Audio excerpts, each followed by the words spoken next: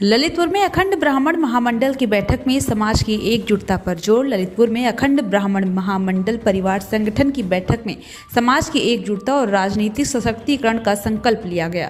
कार्यक्रम में पदाधिकारियों का सम्मान किया गया और ब्राह्मणों को राजनीति की अग्रिम पंक्ति में लाने पर चर्चा हुई। प्रदेश अध्यक्ष लीलाधर दुबे उर्फ कुल्लू भैया ने कहा कि समाज के लोग आपसी मतभेद भुलाकर एक दूसरे का सहयोग करें। उन्होंने संकल्प लिया है कि ग्राम पंचायत से लेकर सभी चुनाव में ब्राह्मण अपनी सशक्त भागीदारी दर्ज कराएंगे और संगठन हर भाई के साथ तन मन धन से खड़ा रहेगा। जैसा कहा, मैं आज पूरी ब्राह्मण सभा के सामने कहना चाहता हूं कि तुरंत सरकार का दरबार है। आज ब्राह्मणों को एक होने के लिए एक रहो ये आवाज दी गई है, तो उनको विश्वास दिलाना चाहता हूं। सभी नेताओं ने जैसा कहा वो नेता भी याद रखें और जिन्होंने हाथ उठाकर के सौगंध खाई है वो भी याद रखें। तो मैं कहना चाहता हूं ब्राह्मण समाज के उन नेताओं के लिए कि कथनी और करनी में समानता होना चाहिए। जो इस मुख से कहो वह काम करना चाहिए और एक बात और एक बात होना चाहिए। परशुराम जो कि हमारे प्रमुख हैं, जो हमारे अखंड ब्राह्मण महासभा के, उन्होंने अपना अमूल्य समय दिया। आज बहुत दूर दराज से मावरा, मदनपुर, महरौली, बानपुर, जागलोल, धौर्रा, जखौरा, कालवट सभी क्षेत्रों से आज ब्राह्मण समाज के लोग पधारे और हम विश्वास दिलाते हैं कि अति शीघ्र ब्राह्मण समाज का एक बहुत बड़ा कार्यक्रम हम सब मिलकर के आयोजित करेंगे और उसमें एक रूपरेखा जो तैयार आज प्रस्तावित की गई है कि ब्राह्मणों के आपस के मामलों को निपटारे के लिए एक ब्राह्मण समाज की महापंचायत का गठन, जो समाज के गरीब दबे कुचले लोग हैं। इस समय हम ब्राह्मण महामंडलन के कार्यक्रम में हम उपस्थित हैं, जहां पे रामनारायण जी जो पूर्व शासकीय अधिवक्ता रहे हैं, उनसे पूछते हैं कि आज जो ब्राह्मण की एकता की बात आ रही है, आखिरकार ब्राह्मण को एकता के लिए आमंत्रित जो किया गया उसके पीछे कारण क्या है?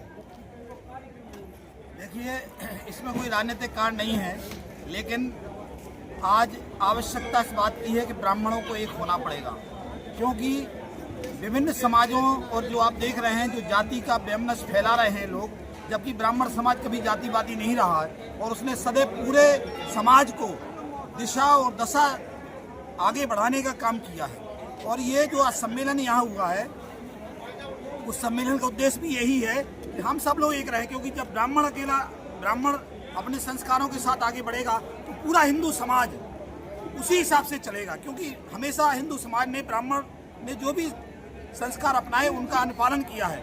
इसी उद्देश्य से आज ये कार्यक्रम यहाँ आयोजित किया गया है, जिसमें ब्राह्मण एकता पर जोर दिया गया है, ताकि हमारी साझेदारी राजनीतिक भी हो, हमारे जनप्रतिनिधि भी बने अधिक से अधिक। इस उद्देश्य से ये पूरा कार्यक्रम यहाँ आयोजित किया गया है और यही इसका मूल उद्देश्य है। एक समय था जब ब्राह्मणों के नेतृत्व पे संगठन बनते थे, सरकारें बनती थी। आज वर्तमान में राजनीतिकरण होने के कारण सारा समाज जातिवाद में बढ़ रहा है। इसमें ब्राह्मणों का कहाँ तक योगदान माने या उनकी असमर्थता? देखिए, ब्राह्मणों की असमर्थता तो नहीं है, लेकिन ब्राह्मणों ने जो मैंने कहा है कि अपने संस्कारों से जहां भटके हैं उसका प्रभाव दिखाई दिया। यही कारण है, वरना चाणक्य से लेकर के विवेकानंद तक इस देश को दिशा देने का काम केवल ब्राह्मणों ने किया है। और मुझे विश्वास है कि आगे भी भले ही राजनीतिक दल चाहे जो कहें, लेकिन ये हर दल के पीछे, हर जनप्रतिनिधि के पीछे कहीं ना कहीं ब्राह्मण का ही हाथ होता है और इसको नकारा भी नहीं जा सकता।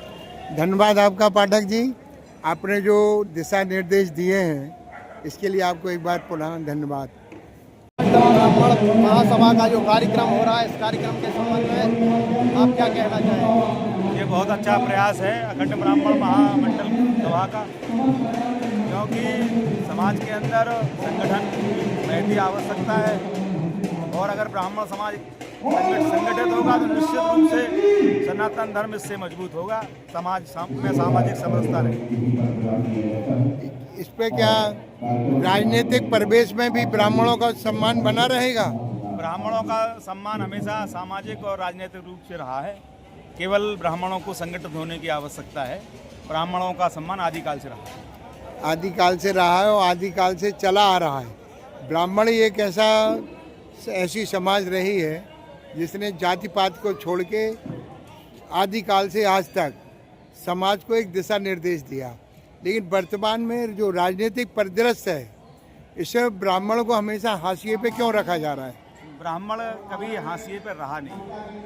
ब्राह्मण समाज का मस्तिष्क है, उसको हाशिए पे रखने का प्रयास जिन जिन लोगों ने किया है वो हाशिए पे चले। वर्तमान में जैसे आज जो आपका प्रदेश अध्यक्ष, आपका राष्ट्रीय अध्यक्ष, जितने भी भाजपा के संगठन हैं, सपा के संगठन हैं, बीएसपी के संगठन हैं, कोई भी राजनीतिक दल रहा हो, एक समय था जब ब्राह्मण के अलावा कोई अध्यक्ष रहा ही नहीं। लेकिन आज के जो राजनीतिक परिवेश की हम बात कर रहे हैं, उस राजनीतिक परिवेश में कहीं भी किसी भी संगठन का नेतृत्व किसी भी ब्राह्मण के हाथ में नहीं है। इसके बारे में आप क्या कहेंगे? ऐसा है सुनील जी, वर्तमान में भारतीय जनता पार्टी के जो राष्ट्रीय अध्यक्ष हैं पंडित जगत प्रकाश नड्डा जी, वो ब्राह्मण हैं। नहीं, अभी नवीन जी हाल में ही अभी वो मनोनीत जो हुए हैं, कार्यकारी अध्यक्ष बनाए गए कार्यकारी हैं। है, लेकिन अभी नड्डा साहब ही भाजपा के राष्ट्रीय अध्यक्ष हैं। धन्यवाद। गडकरी जी हमारे केंद्र सरकार के परिवहन मंत्री हैं। तो ब्राह्मण हाशिए पर जा नहीं सकता। एक और महत्वपूर्ण बात है, जब ब्राह्मण पद पे बैठता है तो अपने ब्राह्मणों का ही साथ क्यों नहीं देता है? हमेशा ये देखा गया है, अगर अधिकारी ब्राह्मण आया तो उसने ब्राह्मण की नहीं सुनी, अन्य जात का कोई अधिकारी आता वो सबकी सुनता है, नेता अगर ब्राह्मण है तो ब्राह्मण की वो भी नहीं सुनता। आखिर इसके ये जो परिस्थितियां हैं, इस पे आप बताएं।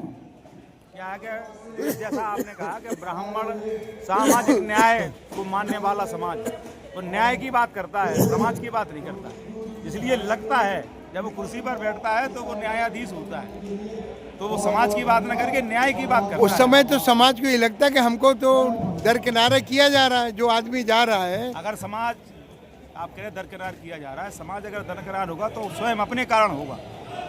हम सब तो एक रहें।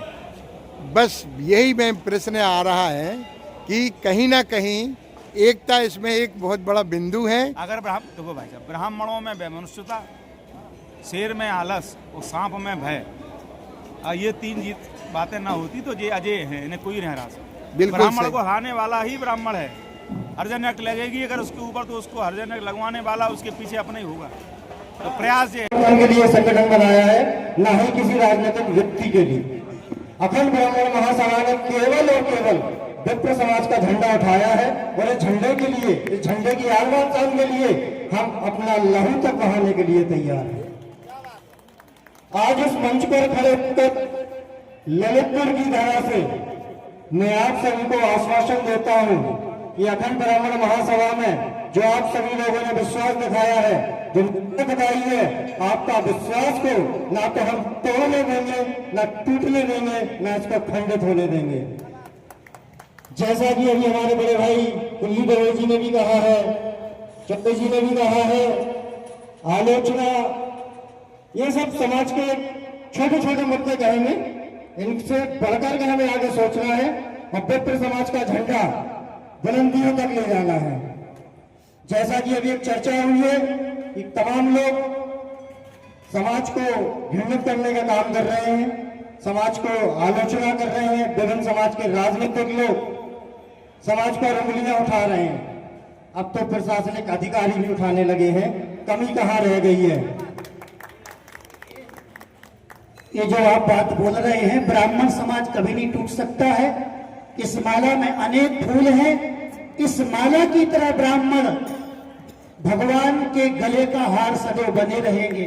ब्राह्मण कभी नहीं टूट सकता है, क्योंकि मेरा भी यही उद्देश्य है कि ये सब बातों को छोड़ दीजिए, ये समय चला गया है। अब हमें केवल संगठित होना पड़ेगा, एक होना पड़ेगा और ब्राह्मणों को सारी बुराइयां जो आ गई है उनको खत्म करना पड़ेगा। हमें वास्तव में ब्राह्मण ही बनना पड़ेगा। जो ब्राह्मणों के कर्म होते हैं, किसकी औकात है जो ब्राह्मणों को झुका सके? किसकी औकात है जो ब्राह्मणों का अपमान कर सके?